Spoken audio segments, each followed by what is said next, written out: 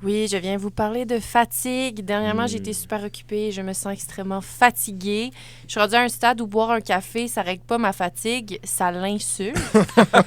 Ça a vraiment des répercussions majeures, là. J'étais à un stade où si on me coupe la parole, je pleure. Je suis irritable. Si une personne se tasse pas dans le métro pour me laisser sortir à ma station, j'ai plus la force de dire « Excusez, excusez ». Je fais juste sortir à la même station qu'eux, puis j'ai su jusqu'à leur job.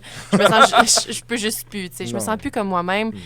Puis je suis fatiguée parce que je suis pas capable de dire non dans la vie. J'accepte toutes les gigs qu'on me propose. Fait que si vous cherchez un Père Noël de centre d'achat Roche cet après-midi, appelez à la station, c'est sûr, je vais dire oui. Faites pas ça, en fait. Là. On est bien dans le jeu ici, mais je fais partie d'une des nombreuses personnes qui se valorisent en fonction de sa productivité. Tu sais, je fais trop d'affaires, puis je dors 5 heures par nuit, puis je suis comme... là, je suis une bonne personne. Puis le sommeil, tu sais, faut pas prendre ça à la légère, là, c'est sérieux. Tu sais, les études sont claires. Pas dormir assez, ça fait vieillir plus vite, ça fait engraisser, ça augmente le risque de maladie cardiaque. En gros, toutes des affaires bien plus graves que de pas être dispo pour une gig pas payée, mais qui peut rapporter de la visibilité. Puis non seulement je me sens épuisée personnellement, mais ça me fait sentir tellement loin des enjeux qui occupent l'actualité en ce moment. Je me sens comme un père trop occupé à faire fructifier son concessionnaire qui connaît même pas la date de fête de ses enfants. C'est un bel exemple. Sauf que en ce moment, le père, c'est moi, puis moi, ce que je sais pas, c'est tout en général. Je sais plus rien.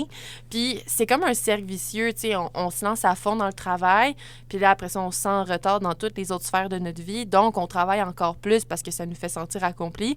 Et là, à un moment donné, ben, on devient le loup de Wall Street. Tout simplement, c'est une pente inévitable. Oui. J'y Obligatoire. suis presque.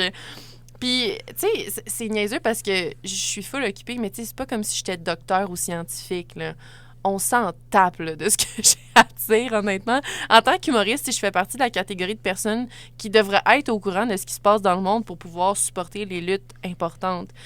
Ça fait un peu partie de notre job. Là. Ça fait sentir vraiment niaiseux quand tu dis à tes amis « Hey, je peux pas venir à la marche pour Gaza aujourd'hui. J'ai mon lift pour mon spectacle à Sherbrooke qui vient me chercher à cette heure-là, puis je peux vraiment pas manquer ça. Le bar paye le souper, tu sais.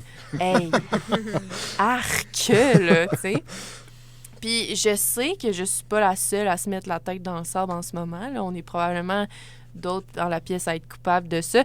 Mais j'en parle parce que je sais que c'est pas vraiment notre place d'ignorer ce qui se passe en ce moment dans le monde. Imaginez si tous les gens qui prennent le temps de commenter « C'est donc ben de la grosse merde » sur les extraits de la nouvelle émission de Martin et Matt, mettaient cette énergie-là pour militer contre le génocide en Palestine, ça pourrait certainement pas faire de mal. Parce que ces gens-là sont capables d'être outrés, il faut juste leur montrer vers quelle cause orienter leur foule.